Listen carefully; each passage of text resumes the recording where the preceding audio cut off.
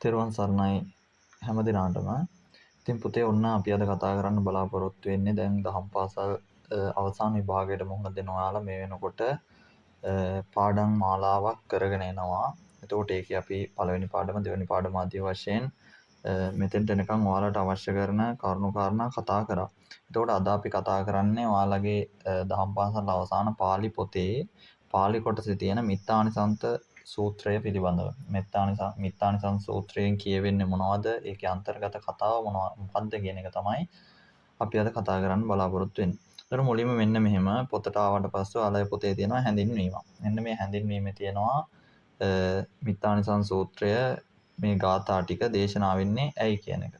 එතකොට බලන්න පුතේ මුලින්ම තියෙනවා මෙන්න මේ ජාතක කතාව මොකද්ද මේ මිත්තානිසංස කියන්නේ මේ ගාථා 10 සඳහන් කරන්න මුල් වෙච්ච ජාතකය මොකක්ද කියලා. මෙන්න දෙනවා මුග පක්ක හෙවත් තේමිය ජාතකය ට අන්තර්ගත වෙලා තියෙන ගාථා 10ක් තමයි ඔයාලට මේ මිත්තානිසංස සූත්‍රය කියන කොටසේදී පෙන්වලා දීලා තියෙන්නේ. එතකොට මෙන්න මේ දැන් අපි කියවනේ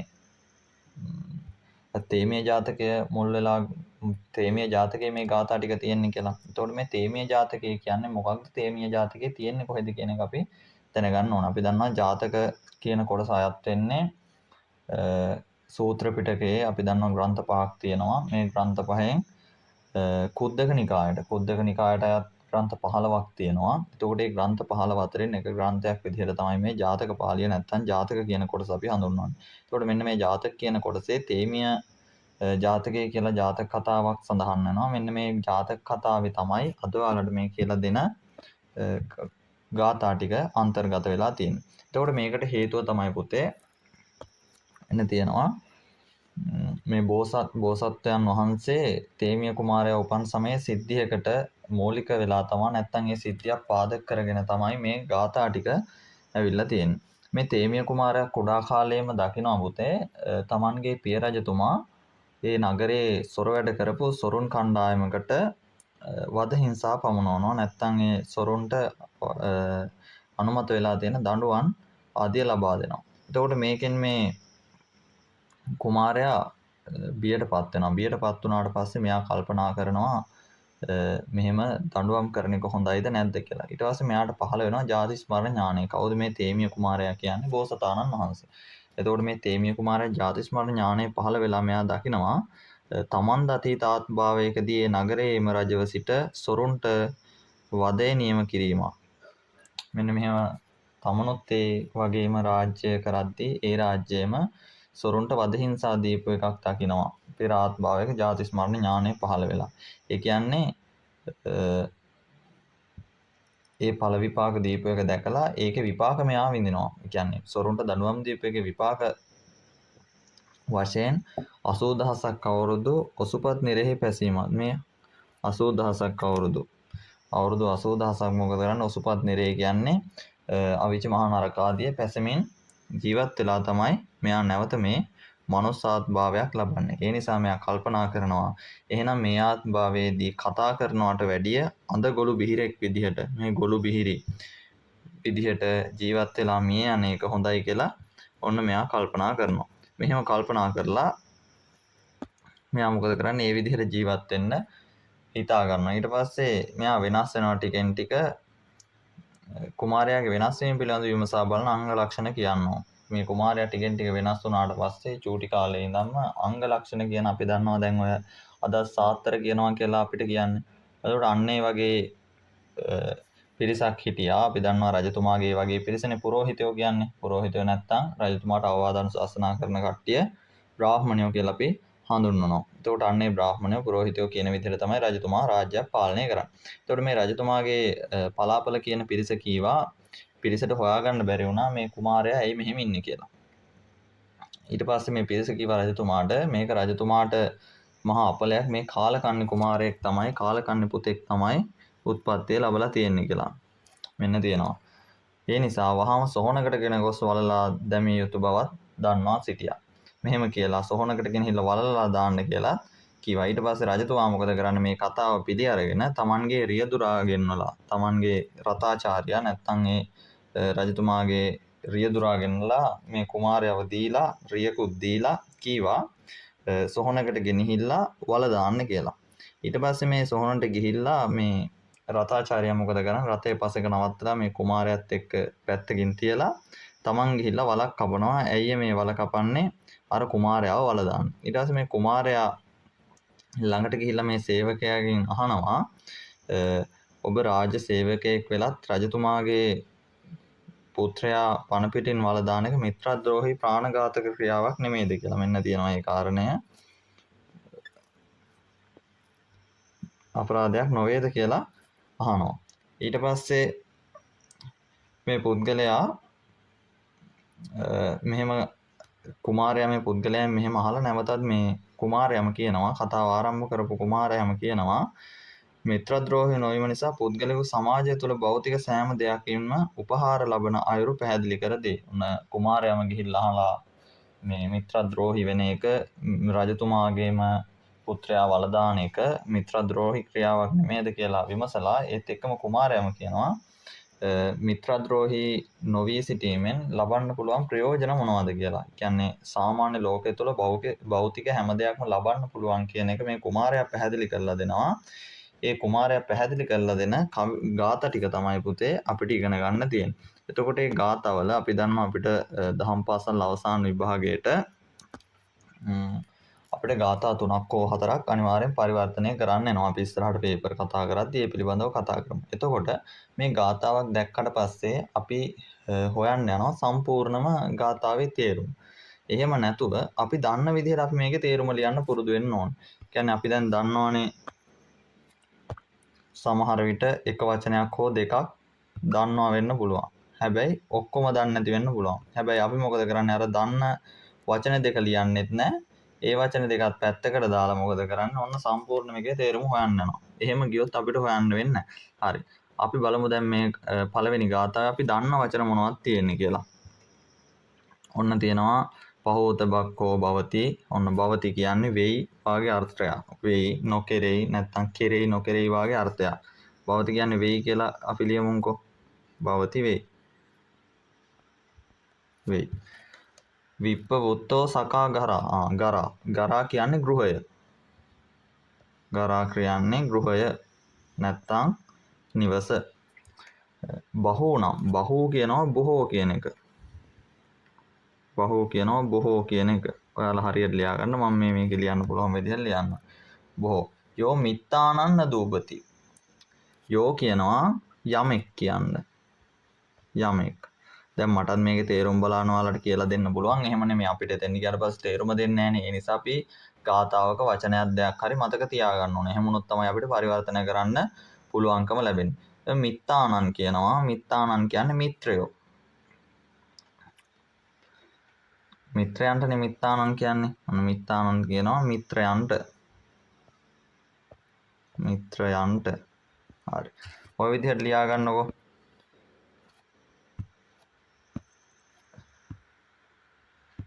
ඔන්න මම ලියපු ටික ආපහුම වුණා.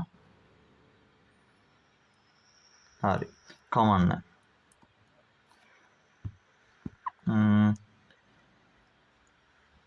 මිත්‍රයන්ට මිත්තානන් කියලා කියනවා. එතකොට අපිට මේක බලන්න පුළුවන් මෙහෙම තේරුම මුලින්ම තියෙන්නේ මෙතනනේ මේ තේරුම. දැන් අපි ගාතාවක් ගත්තට පස්සේ අපි අර ඡේදවල වාගේ මුලින් ඉඳන් තේරුම හොයන්න ගන්නවා. හැබැයි පුතේ මේ පදේ මෙතන මුලින් තිබ්බට අපිට ගාතාවේ තේරුම හොයද්දී මෙන්න මෙතන තමයි පළවෙනි වාක්‍ය නැත්තම් පළවෙනි තේරුම. නැත්තම් අපි සිංහල වාක්‍ය ලියද්දී පළවෙනියටම අපිට දකින්න පුළුවන්කම ලැබෙන්නේ මෙතන යෝ මිත්තානන්න දූපති. ඒ කියන්නේ යමෙක් මිත්‍රයෙකුට ද්‍රෝහ නොකරේ නම් න දූපති ද්‍රෝහ නොකරේ නම් හෙතෙම විප්පමුත්තෝ සකා කරා. ඔන්න දෙවණි එක. දෙවණි එක කියන්නේ විප්පමුත්තෝ සකා කරා. ඒ කියන්නේ ඔහු නිවසින් බැහැර ගියේ නමුදු කියන එක. විප්පමුත්තෝ කියන්නේ පිටත් වෙනවා. සකා කරා ස්වකීය ගෘහෙන් සකා කරා කියන්නේ ස්වකීය ගෘහෙන් විප්පමුත්තෝ බැහැර වුනේද ගියේ නමුදු පහූත බක්කෝ භවති. කියන්නේ බොහෝ ආහාර ඇත්තෙක් වෙයි. බක්කෝ කියන්නේ ආහාර. භවති කියන්නේ වෙයි කියවා මං ඉස්සෙල්ලා මේ වෙයි. බහූත බක්කෝ කියන්නේ ආහාර. හක්කෝ කියලා තියෙන බහුත වක්කෝ කියන ආහාර. බහුත කියන්නේ බොහෝ. ආහාර ඇත්තෙක් වෙයි. බහූ නන් උපජීවන්ති බොහෝ දෙනෙක් ඔහු ඇසුරෙන් ජීවත් වෙයි. ඔන්න එතකොට බලන්න තේරුම තියෙන්නේ කොහොමද? මෙතන පළවෙනි එක, මෙතන දෙවෙනි එක, මෙතන තුන්වෙනි එක, මෙතන හතරවෙනි එක. හැබැයි අපි ඡේදයක් විදිහට මේවා වර්ථ ගන්න ගියොත් මොකද වෙන්නේ? ඡේදවල අපි දන්නවා මුල ඉඳන් තියෙන්නේ. හැබැයි පුතේ මේ පද්‍යවල නැත්තම් පාලි ගාථාවල තියෙන්නේ එහෙම නෙමෙයි. දෙවෙනි ගාථාව ඊට පස්සේ අන්න දෙනවා යන්යන් ජන පදඤ්ඤාතේ නිගමේ රාජධානියෝ සබ්බත් පූජිතෝ හෝති යෝ මිත්තානං නදූපති. අපි දන්නවා දැන් අපිට මෙහෙම ගාථාව තිබ්බට තේරුම ගද්දි ගාථාවේ පළවෙනි පදේ ඉඳන් අපිට තේරුම ගන්න පුළුවන්කමක් නැහැ. එතකොට අපි තේරුම හොයන්න ඕන. ඔන්න පළවෙනියටම තියෙනවා යෝ මිත්තානං නදූපති කියන පාඩේ. එතකොට ඒක අපි ගන්නෙ එක විදිහට. කියන්නේ යෝ මිත්තානං නදූපති කියන්නේ යමෙක් මිත්‍රයන්ට ද්‍රෝහ නොකරේ නම්. ඊට පස්සේ තියෙනවා යන් ජන පදඤ්ඤාතේ නිගමේ රාජධානියෝ. යන් කියනවා යම් යම් කියන අර්ථය. මෙන්න මෙතන යම් යම් කියලා තියෙනවා. එතකොට අපි ඒක නේ මෙතන යන් කියන එක මතක තියාගන්නවා. යම් යම් ජන පදඤ්ඤාතේ කියන්නේ යම් යම් ජනපදයකට ජනපදන් කියන්නේ ජනපදයකට නිගමේ රාජධානියෝ නැත්තම් ගමකට රාජධානියකට හෝ ගමක් හෝ රාජධානියක් කරා ගියේ නමුදු යාති ගියේ නමුදු සබ්බත් පූජිතෝ හෝති. කියන්නේ ඔහු සියලු තැන්වල පූජාවට පාත්‍ර වෙනවා. ඔන්න හෝති කියන්නේ වෙයි. හෝති කියන්නේ පාත්‍ර වෙයි කියන එක අපි දන්නවා. හෝති කියන්නේ වෙයි කියලා. ඒකට ඒකත් පැහැදිලි. ඊළඟට දැන් මම ඉස්සෙල්ලා කිව්වා අපි මෙහෙම කරගෙන යද්දි අපිට තේරුම බලන්න හොඳ නැහැ. නැත්තම් තේරුම මතක තියාගන්න නැතුව, කියන්නේ තේරුම බලන්න නැතුව තමයි ගාථාව මතක තියාගන්න ඕන. තුන්වෙනි ගාථාව නාසචෝරා පසහන්තේ නාති මඤ්ඤේති කත්තියෝ සබ්බේ අමිත්තේ තරති යෝ මිත්තානං නදූපති. දැන් එතකොට අපි දන්නවා මේකේ පළවෙනි එක මොකක්ද කියන එක. මෙන්න මේක පළවෙනි එක. කියන්නේ යමෙක් මිත්‍රයෙකුට ද්‍රෝහ නොකරේ නම් නාසචෝරා පසහන්ති. දෙවෙනි එක අස්ස කියන්නේ නාස්ස කියන්නේ නෑ කියන එක. චෝරා පසහන්ති. ඒ කියන්නේ ඔහුට සොරු හිරිහැර කරන්නේ නෑ. අස්ස කියන්නේ කරනවා, නාස්ස කියන්නේ නොකරනවා. ඔහුට සොරු හිරිහැර නොකරති. නාති මඤ්ඤේති කත්තියෝ කියන්නේ හිරිහැර නොකරනවා. නාති මඤ්ඤේති කත්තියෝ කියන්නේ රජුද අවමාන කරන්නේ නැහැ. කියන්නේ කත්තියෝ කියන්නේ ක්ෂත්‍රියයන්. එතකොට ඒ කාලේ ක්ෂත්‍රියයන් කියන්නේ රජවරු. සබ්බේ අමිත්තේ තරති. ඒ වගේම සියලු සතුරන් මැඩගෙන ජීවත් වෙන්න පුළුවන් නැත්තම් මැඩ ගන්න පුළුවන්. ඒ කියන්නේ ගමෙන් එළියට ගියාට පස්සේ සියලු සතුරන් මැඩගෙන ඔහුට ජීවත් වෙන්න පුළුවන්, මැඩගෙඩ යන්න පුළුවන් කියන එක තමයි අදහස් කරන්නේ. ඊට පස්සේ අක්කුද්දෝ සගරන්නේතේ සභාය පටි නන්දිතෝ ඥාතීනං උත්තමෝ හෝති යෝ මිත්තානං නදූපති. කියන්නේ මොකද්ද? දැන් මේක අපි තේරුම දන්නවා යෝ මිත්තානං නදූපති කියන්නේ යමෙක් මිත්‍රයන්ට ද්‍රෝහ නොකරේ නම්. ඔය ගාථා 10ම ওই විදිහටම තමයි තේරුම තියන්නේ. එතකොට දෙවෙනි එක අක්කුද්දෝ සගරන්නේති. කියන්නේ කුද්දෝ කියන්නේ ක්‍රෝධය කියන එක. අක්කුද්දෝ කියන්නේ කෝපයෙන් තොරව. සගරන්නේති ගරන් කියන්නේ ගෘහය, සගරන් කියන්නේ ස්වකීය ගෘහය නැත්තම් තමන්ගේ නිවසට ඒති එයි. සහාය පටි නන්දිතෝ. සහාය කියන්නේ සභාව කියන අර්ථය නැත්තම් රැස්වීම, සභාව අපි දන්නවනේ අද කාලේ නම් සමිතිය කියන්නේ. එතකොට සහාය පටි නන්දිතෝ සභාවේදී පටි නන්දිතෝ ඔහුට සතුටු වෙන්න පුළුවන්, සතුටු ඌයේ වෙයි. ඥාතීනං උත්තමෝ හෝති. ඒ වගේම ඥාතීන් අතර උතුම් නෑයෙක් වෙනවා කියලා ඔන්න සඳහන් වෙනවා. පස්වෙනි එක සක්කත්වා සක්කතෝ හෝති ගරු හෝති සගාරවෝ වන්න කිත්ති බතෝ හෝති යෝ මිත්තානං නදූපති. යෝ මිත්තානං නදූපති කියන්නේ අපි දන්නවා යමෙක් මිත්‍රයන්ට ද්‍රෝහ නොකරේ නම්. සක්කත්වා සක්කතෝ හෝති. ඒ වගේම අනුන්ට සත්කාර කොට සත්කාර ලබනවා හෝ. සක්කත්වා කියන්නේ සත්කාර කොට, සක්කතෝ හෝති අනුන්ගෙන් සත්කාර ලබනවා. ගරු හෝති සගාරෝ කියන්නේ අනුන්ට ගරු කරලා හෝ ගරු සත්කාර ලබනවා. වන්න කිත්ති බතෝ හෝති. ඒ වගේම වර්ණය හා කීර්තිය දරා සිටින්නෙක් වෙනවා. වර්ණය හා කීර්තිය කියන්නේ දැන් අපි දන්නවා කීර්තිය කියන්නේ සමාජයේ ජීවත් වෙද්දී අපිට කීර්තියක්, ප්‍රශංසාවක් අවශ්‍යයි. අන්න ඒ වගේ කියනවා මිත්‍රයන්ට ද්‍රෝහ කරන්නේ නැත්නම් මේ මිත්‍රයන් විසින් ඔහුට කීර්තිය සහ ප්‍රශංසාව දෙනවා කියන එක තමයි අදහස් කරන්නේ. ඊළඟට 6 වෙනි එක පූජකෝ ලබතේ පූජන් වන්දකෝ පටිවන්දනං යසෝ කිත්තිංච පප්පෝති යෝ මිත්තානන්න දූපති. යෝ මිත්තානන්න දූපති කියන්නේ මොකක්ද කියන එක දන්නවා.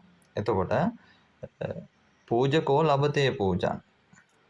පූජකෝ ලබතේ පූජන්. පූජකෝ කියන්නේ පූජා සත්කාර කරනවා නැත්නම් අනුන්න පුදනවා. ලබතේ පූජන්. ඒ අනුන්න පුදන නිසා තමනුත් ලබනවලු පූජන් පූජාවක්. ලබතේ කියන්නේ ලබනවා කියන එක.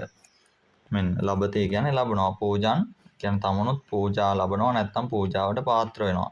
වන්දකෝ පටිවන්දනං. ඒ කියන්නේ අනුන් වඳින්නේ නම් අනුන්ට වඳින නිසා තමන්ටත් වැඳුම් පිදුම් ලැබෙනවා. යසෝ කිත්තිංච පප්පෝති. ඒ වගේම යසසට කීර්තියටද පත් වෙනවා. මොන පුද්ගලයාද මේ මිත්‍රයන්ට ද්‍රෝහ නොකරන පුද්ගලයා. 7 වෙනි එක තියෙනවා අග්ගයතා පජ්ජලති දේවතාව විරෝචති සිරියාජ හිතෝ හෝති යෝ මිත්තානන්න දූපති. එතකොට නැවතත් මම මෙන්න මේකේ තේරුම කියන්න ඕන වෙන්නේ. ඒකේ තේරුම දන්නවා. අග්ගයතා පජ්ජලති කියන්නේ හේ ගිනිමෙන් දිලිසෙනවා. දේවතාව විරෝචති. දෙවියෙකු මෙන් බබලනවා. ගිනිමෙන් දිලිසෙනවා. දෙවියෙකු මෙන් බබලනවා. ඒ වගේම සිරියාජ හිතෝ හෝති. ඒ වගේම සැපතින් ඔහු පිරෙනවා. සැපතින් පිරිහෙන්නේ නැහැ. සැපතින් පිරෙනවා කියලා කියන්නේ. යම්කිසි අවස්ථාවක ඔහු පිරිහීමටපත් වෙන්නේ නැහැ. ගිනිමින් දිලිසෙනවා. ඒ වගේම දේවතාව විරෝචති කියන්නේ දෙවියෙකු මෙන් බබලනවා. ඒ වගේම අවසානට කියනවා සැපතින් පිරිහෙන්නේ නැහැ. ඌට අවශ්‍ය කරන සැප සම්පත් සියල්ලම ලැබෙනවා. ඊළඟ එක තියෙනවා ගාවෝ දස්ස පජායන්ති කෙත්තේ වුත්තම් විරූහති පුත්තානං පලමස්නාති යෝ මිත්තානන්න දූපති. යෝ මිත්තානන්න දූපති කියන එක අපි තේරුම දන්නවා. කියන්නේ යම් මිත්‍රයෙකුට නැත්නම් යමෙක් මිත්‍රයෙකුට ද්‍රෝහ නොකරේ නම් ගාවෝ තස්ස පජායන්ති. තස්ස කියන්නේ ඒ නැත්තම් ඒ පුද්ගලයාට ඔහුට කියනවා. ගාවෝ කියන්නේ ගවයන් පජායන්ති උපදිනවලු. ඒ කියන්නේ ඒ පුද්ගලයාට හරක් ගානක් තියෙනවා නම් ඒකේ ගවයන් උපදිනවලු. කෙත්තේ වුත්තන් විරූහති. කෙතෙහි වපුලදේ මනාව කියන්නේ කෙතේ අපි දැන් කෙත්තේ වුත්තන් කියන්නේ වපුරනවා කියන විරූහති මනාව ඵල ලැබෙනවා. නැත්තම් මනාව වැඩෙනවා. පුත්තානං පලමස්නාති. ඒ වගේම දරු ඵල වළඳයි. දරු ඵල වළඳයි කියන්නේ Tamanගේ බිරිඳට දරු සම්පත් ලැබෙනවලු මේ මිත්‍රයන්ට ද්‍රෝහ නොකරන පුද්ගලයා. ඔන්න 10 වෙනි එක තියෙනවා දරිතෝ පබ්බ තාතෝවා රුක්ඛාතෝ පතිතෝ නරෝ චුතෝ පතිට්ඨං ලබති යෝ මිත්තානන්න දූපති. යමෙක් මිත්‍රයන්ට ද්‍රෝහ නොකරේ නම් දරිතෝ පබ්බ තාතෝවා ඔන්න දරිතෝ පබ්බතාතෝ. ඔන්න අපි දන්න වචනයක් තියෙනවා පබ්බතාතෝ. පබ්බතා කියන්නේ පර්වතය. රුක්ඛාතෝ කියන්නේ ගස. රුක්ඛ කියන්නේ ගස. පතිතෝ නරෝ. මිත්‍රයන්ට ද්‍රෝහ නොකරන නරෝ කියන්නේ මිනිසා. දරිතෝ කියන්නේ ඔන්න දැන් අපිට තේරුමෙන් බලලා ගන්න පුළුවන් දරිතෝ කියන්නේ මොකක්ද කියන එක. දුර්ගයකින් ගිරි දුර්ගයකින් කියන එක තමයි අදහස් වෙන්නේ. ඒ කියන්නේ පර්වතයක් අපි කියනවා නැත්තම් ගිරි දුර්ගයක් කියනවා. ඒක දරිතෝ පබ්බතාතෝ වා රුක්ඛාතෝ පතිතෝ නරෝ. යම්කිසි පුද්ගලික මිත්‍රයන්ට ද්‍රෝහ නොකරේ නම් ඔහු ගිරි දුර්ගයකින් හෝ පර්වතයකින් හෝ ගසකින් හෝ පතිතෝ වැටුනේද කියන්නේ චුතෝ පතිතෝ කියන්නේ ලෙස්සලා වැටුනේ නමුදෝ පතිට්ඨං ලබති.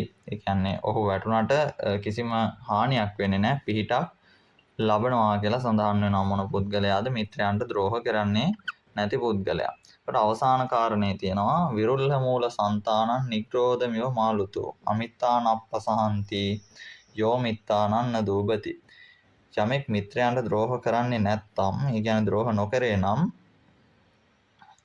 විරුල්හ මූල సంతානං විරුල්හ මූල సంతානං කියන්නේ මූල කියන්නේ මුල්. විරුල්හ කියන්නේ මනාව වැඩුණු නැත්නම් හොඳින් වැඩුණු. ඔන්න කියනවා තේරුමෙත් ඔයාලට පේනවා හොඳින් වැඩුණු කියන අර්ථය තියෙනවා. මේ මුල් අරලු ඇති නුගයක් මෙන් අපි දන්නා නුග ගහක් කියන්නේ කඳෙන් මුල් වෙන ශාකයක්. කඳෙන් අතු වලින් මුල් වෙනවා. අන්න ඒ වගේලෝ මේ මිත්‍රයන්ට ද්‍රෝහ නොකරන පුද්ගලයා නිග්‍රෝධමිව මාළුතෝ නුගයක් මෙන් මාළුතෝ කියන්නේ සෙලවෙන්නේ නැහැ. ඒ කියන්නේ නුගය කියන එක සාමාන්‍ය සුළඟකට සෙලවෙන්නේ නැහැ. සාමාන්‍ය සුළඟකින් පෙරලෙන්නේ නැහැ. අන්න ඒ වගේ තමයි මේ මිත්‍රයන්ට ද්‍රෝහ කරන්නේ නැති පුද්ගලයා අමිත්තානප්ප සහන්ති. ඒ වගේම මිතුරෝ නොහලන නැත්නම් මිතුරන්ට ද්‍රෝහ නොකරන පුද්ගලයා මේ නුගරුකක් වාගේ කාටවත් සැලෙන්නට, ඒ කියන්නේ කාටවත් බිඳ දමන්නට, පෙරලන්නට නැත්නම් සමාජයෙන් ඉවත් කරලා දාන්නට පුළුවන්කමක් ලැබෙන්නේ නැහැ. සතුර අපොහසත් වෙනවා කියන එක ඔන්න අවසානට මතක් කරලා තියෙනවා. එතකොට මේ ගාථා ගත්තොත් දැන් පොතේ තියෙන ගාථාවම ඔයාලට කටපාඩම් කරන්නත් පුළුවන්. එතකොට එහෙම කටපාඩම් කරගෙන ගියා කියලා ඔයාලට ගාථාව හරියටම ලියා ගන්න පුළුවන් වුණොත් හොඳයි. එහෙම නැත්නම් ගාථාව වර්ධිනවා. ඒ හින්දා කරන්න තියෙන්නේ ඉස්සෙල්ලාම ගාථාවක් ගත්තාට පස්සේ Taman දන්න වචන ටික හරියට ලියා ගන්න ඕන. අන්න එහෙම ලියාගෙන යද්දී අපිට මතක් වෙනවා මේකේ තේරුම මොකක්ද කියන එක. මොකද අපි පාඩම් කරලා තියෙනවා නම්, කියවලා තියෙනවා නම් ඊට පස්සේ අපිට මතක් වෙනවා මේ ගාථාවේ තේරුම මේක තමයි කියලා. ඉතින් අන්න ඒ විදිහට තේරුම සකස් කරගත්තොත් අපිට පුළුවන් වෙනවා pāli භාෂාවේ තියෙන ගාථාවල තේරුම්, ඒ වගේම එතනින් ඉස්සරහට යද්දී දැන් අපිට තියෙනවා කන්ද පිරිත ඊළඟට තියෙනවා. ඒ වගේම ඊට පස්සේ දීර්ඝ කතා වස්තුවක් තියෙනවා, දුට්ටගාමිනී අබේරාජා කතා වස්තුව. එතකොට අන්න ඒ වගේ කතා වස්තු වල හැම වචනයක්ම නැතත් අපිට දන්න වචන ටික එකතු කරලා පරිවර්තනයක් කරගන්න පුළුවන්කම ලැබෙනවා.